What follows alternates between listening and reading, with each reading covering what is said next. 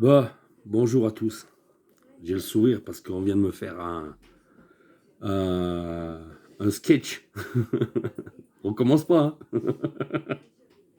Voilà. Mais bon, ça fait du bien de sourire parce qu'en fait, je voulais justement pas m'énerver.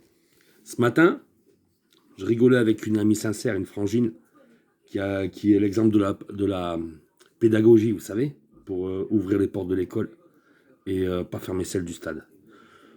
Quand je parle de ça, je prends aussi l'exemple de mon ami Saïd, qui amène beaucoup de culture, parce qu'on peut parler de la couleur des sentiments avec lui, de Mandela, tout ça, plein de choses, et de vécu. Et c'est.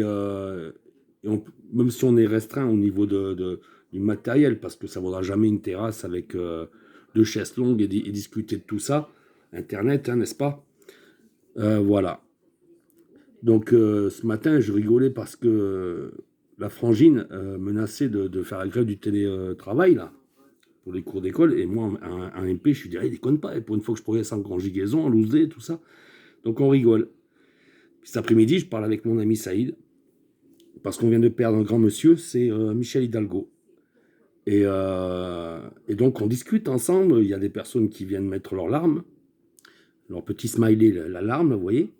Et puis qui se livrent un peu. D'ailleurs, on a le même chagrin avec mon ami Paris Saint-Germain. Donc le profil Paris Saint-Germain, on ne sait jamais. Pourtant, lui, il en lit des choses de moi. Donc vous savez qu'il a quand même le sens de du sentiment, parce qu'il aurait pu me virer il y a longtemps avec tout ce que je peux dire avec violence sur le Paris Saint-Germain.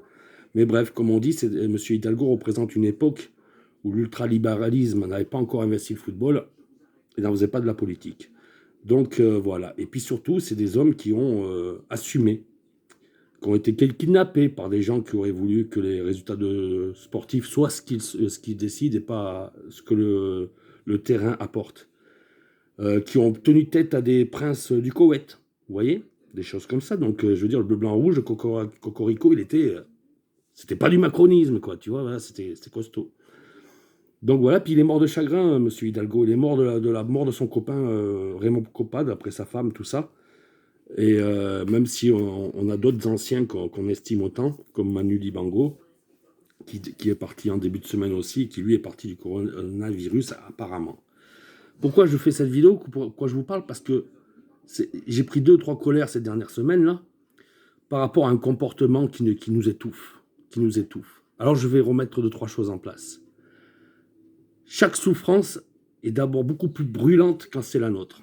Donc j'imagine ce qui est la souffrance d'une personne qui a perdu sa fille, ou sa sœur, ou sa mère, parce qu'elle était au téléphone, vous savez, des urgences à Strasbourg, là, comme ça, avec de la grosse merde derrière.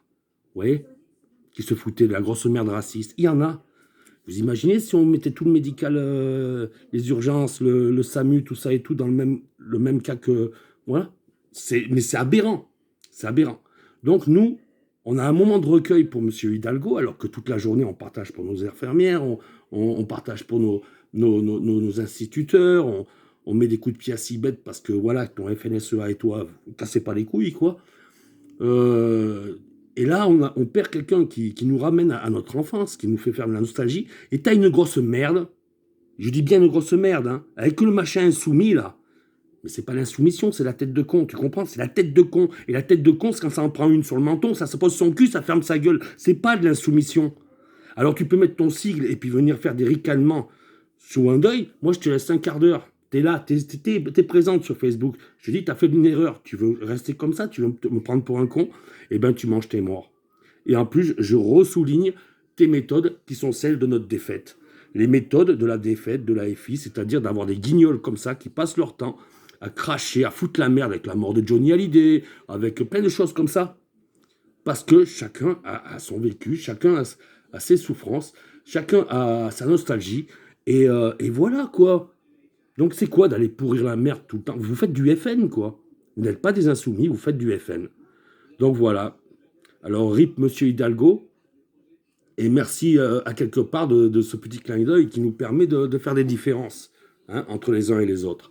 Et merci à ceux qui lâchent pas, c'est-à-dire Claire, Saïd, Samy. Vous êtes tellement nombreux à pas être des chiens et à rapprocher les stades des bibliothèques. On le sait très bien, on n'a pas besoin d'avoir lu toute la bibliothèque pour avoir de la culture.